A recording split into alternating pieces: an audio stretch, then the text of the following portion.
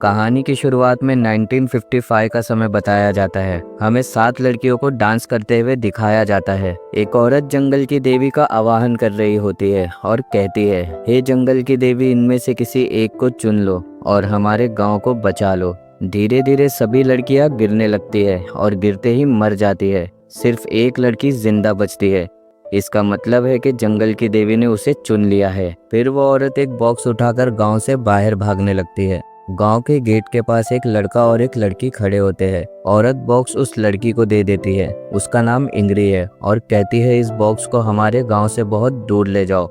इसे दोबारा यहाँ वापस मत लाना। बॉक्स में क्या है ये बाद में पता चलता है। एक लड़का जिसका नाम बोया है और इंग्री दोनों बॉक्स को लेकर गांव से भागने लगते हैं। भागते भागते बोया को आहट सी महसूस होती है। वो इंग्री से कहता है, तुम इस बॉक्स को लेकर भागो और पीछे मुड़कर मत देखना, चाहे कुछ भी हो जाए। लड़की उस बॉक्स को लेकर भागने लगती है लेकिन गिर जाती है। तभी उसे पीछे से एक औरत बदा हुई की आवाज आती है, इस बॉक्स को मुझे दे दो। वो इस बॉक्स को मांगती है। फिर भी लड़की बॉक्स को उठाकर गांव से बाहर चली जाती है। अब हमें 1980 का समय दिखाया जाता है। बस में एक लड़की मिला, उसका भाई युदा और उसका दोस्त आर्या हमें ट्रैवल करते दिखाए जाते हैं। वो अपने डेस्टिनेशन पर उतरते हैं। जहाँ वो उतरते हैं वहाँ आर्या का दोस्त जीतो रहता है। युदा आर्या के दोस्त से मिलने जाता है। मीला बाजार में घूमने चली जाती है। मीला को एक आवाज सुनाई देती है। आवाज का पीछा करते वक्त वो जाती है और देखती है कि एक औरत किसी का सर काट रही है।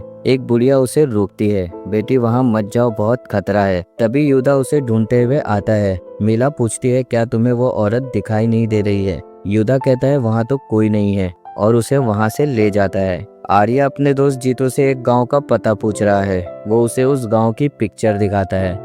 जीतो पिक्चर देखकर कहता है, ये रित्यागन का गांव है, बहुत दूर है, वहां जाने के लिए 6,000 रुपये लगेंगे। आर्या उसे 6,000 रुपये दे देता है। वो सब गांव की तरफ निकल पड़ते हैं। गांव का रास्ता जंगल के बीचों बीच है और वो गांव एक बड़े ब्रिज के पार है। आर्या जीतो से पूछता है, तुम हमें सही जगह ले जा रहे हो या नहीं? मीला को फिर से बदा हुई की आवाज सुनाई देती है, लेकिन वो आगे बढ़ते हैं और गांव में पहुंच जाते हैं। वो गांव की एक लड़की से पूछते हैं, हमें यहाँ के सबसे बुजुर्ग आदमी से मिलना है।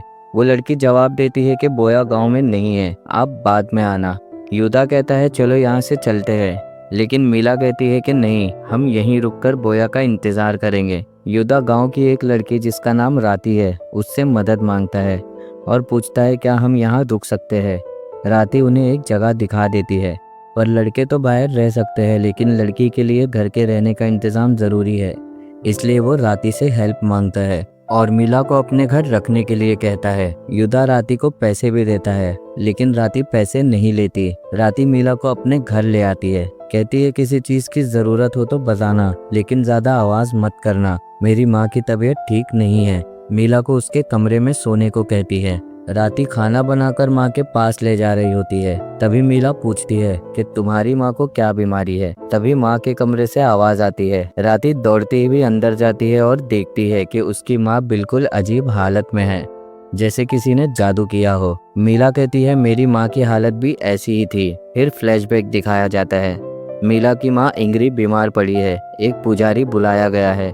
पुजारी मीला से कहता है, तुम्हारी माँ अपने पास एक चीज लेकर आई है जो यहाँ नहीं लानी चाहिए थी। अलमारी की तरफ इशारा करता है। उसमें वही बॉक्स होता है। बॉक्स में एक कड़ा दिखाया जाता है। पुजारी कहता है, तुम्हें ये कड़ा इसके मालिक के पास वापस ले जाना होगा। ऐसा करने पर शायद तुम्हारी माँ ठीक हो जाए। अब पता चलता है कि मीला और युदा इस गांव में क्यों आए हैं। मीला राती को बॉक्स दिखाकर कहती है, मुझे इस कड़े को इसके मालिक के पास वापस लौटाना है। राती कहती है, ये गेट यहीं है, लेकिन यहाँ जाना मना है। अगले दिन युदा राती से कहता है, क्या यहाँ नहाने की जगह है? राती उन्हें नहाने की जगह दिखाने ले जाती है। मीला और राती तालाब के पास जाते हैं। राती कहती है, पहले अंदर अपने आप को साफ कर लो, उसके बाद तालाब में नहाना। मीला अपने आप को साफ करके आती है और राती को आवाज लगाती है। तालाब में राती नहाती हुई दिखाई देती है, लेकिन वो राती नहीं है, बल्कि बदायूं है। बदायूं ही कहती है, मुझे मेरा कड़ा वापस दे दो। जब मीला पीछे मुड़कर देखती है तो कोई नहीं दिखता। तभी मीला को तालाब में कोई खींच लेता है। उसके आसपास बहुत सारे सांप होते हैं, लेकिन राती उसे बचा लेती है। युद्धा, आर्या और जीतो रास्ता भटक जाते हैं और एक कब्रिस्तान पहुंचते हैं। वहां काली कपड़े से लिपटी हुई कब्रें देखकर वो लोग डर जाते हैं। वहां से वो लोग बोया के घर चले जाते हैं। वहां एक लड़का उन्हें बताता है कि बोया रूप बदलकर एक काला कुत्ता बन जाता है, लेकिन इस बात पर कोई यकीन नहीं करता। उसके बाद मीला अपने भाई को वो तालाब वाला इंसिडेंट बताती है। फिर हम देखते हैं कि रात के वक्त मीला और राती को नाच गाने की आवाज सुनाई आती है। राती कहती है कि गांव में समारोह हो रहा है, चलो मैं तुम्हें वहां ले चलती हूँ। मीला कड़ा और पिक्चर लेकर चलती है। दोनों घने जंगलों में जा रही है। युद्धा और उसके दोस्त राती के घर आते हैं, लेकिन मीला नहीं मिलती। राती की माँ को देखकर वो सब डर जाते हैं। गांव में सब मीला को ढूंढने निकलते हैं। मीला और राती उस जगह पहुंचते हैं जहां रिचुअल किया जाता है। वहां बदा हुई नजर आती है और कड़ा मांगने लगती है। मीला उससे कहती है, तुम ये कड़ा लेकर मेरी माँ को ठीक कर दो। बदा हुई उनसे कहती है कि पुजारी ने तुम्हें यहाँ भेजकर बहुत अच्छा किया। असल में बदा हुई ने पुजारी को अपने काबू में कर लिया था। राती ने भी बदा हुई की मदद की थी ताकि उसकी माँ भी ठीक हो जाए। अब यहाँ युद्धा, आर्या और जीतो जंगल में कुछ लोगों को खाना खाते देखते हैं और वो लोग उनसे पूछते हैं, तुमने किसी लड़की को यहाँ देखा है क्या? लेकिन वो लोग मना कर देते हैं। जीतो उनके साथ खाने लगता है। एक आदमी युद्धा को कुछ खाने देता है, पर जीतो छीन लेता है। वहाँ पर उन्हें कुछ ठीक नहीं लगता, इसलिए वो लोग वापस घर आ जाते हैं।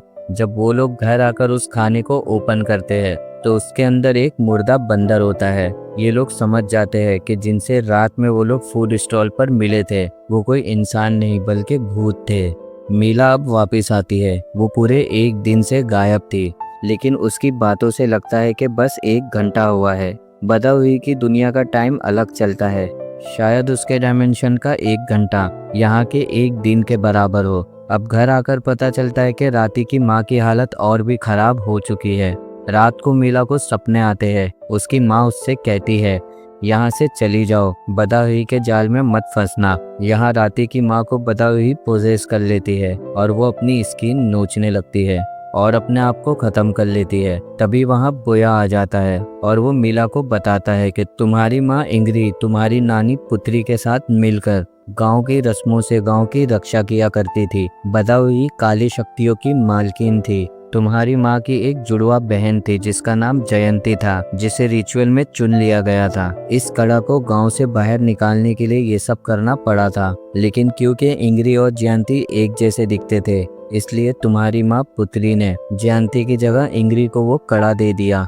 वो ये सब इसलिए कर रहे थे, अगर इस कड़े को गांव से बाहर निकाल देते हैं तो बताओ ही गांव के लोगों को नुकसान नहीं पहुंचा पाएगी।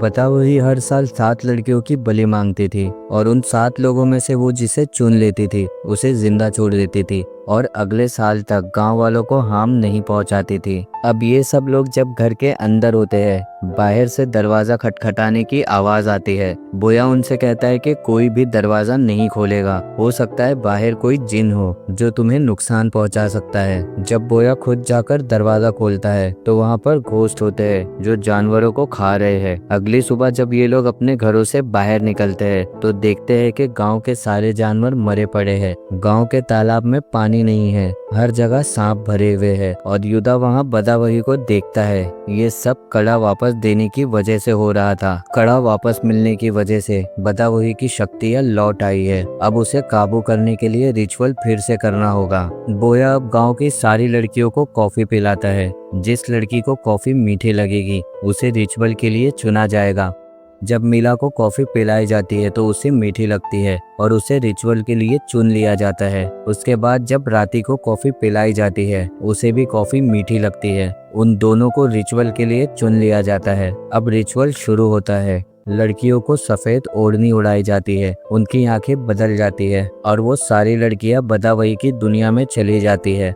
वो अपने आप नाचना शुरू करती है। अब एक के बाद एक सारी लड़कियां जमीन पर गिरकर मरने लगती है। आखिर में सिर्फ राती और मीला बचती है। बदा वही अपनी दुनिया में मीला से बात करती है और उससे कहती है कि तुम यहीं रह जाओ। मीला उससे अपनी माँ के बारे में पूछती है।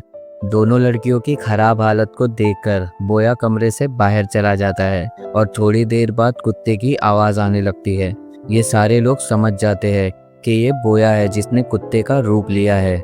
कुत्ते की आवाज़ सुनकर बदावही गुस्सा हो जाती है और मीला को चुन लेती है। जैसे ही वो मीला को चुनती है, राती मर जाती है। मीला होश में आती है। वो देखती है कि राती और उसकी माँ दोनों मरी हुई पड़ी है, लेकिन उन्हें कड़ा फिर से मिल जाता है। अब मीला अपने घर जाती है। वहाँ उसे पता चलता है कि उसकी माँ भी जिंदा नहीं बची है। वो अपनी माँ को दफनाने के लिए गांव वापस आती है। गांव अब काली शक्तियों से मुक्त हो जाता है और मूवी यहीं ख़त्म हो जाती है।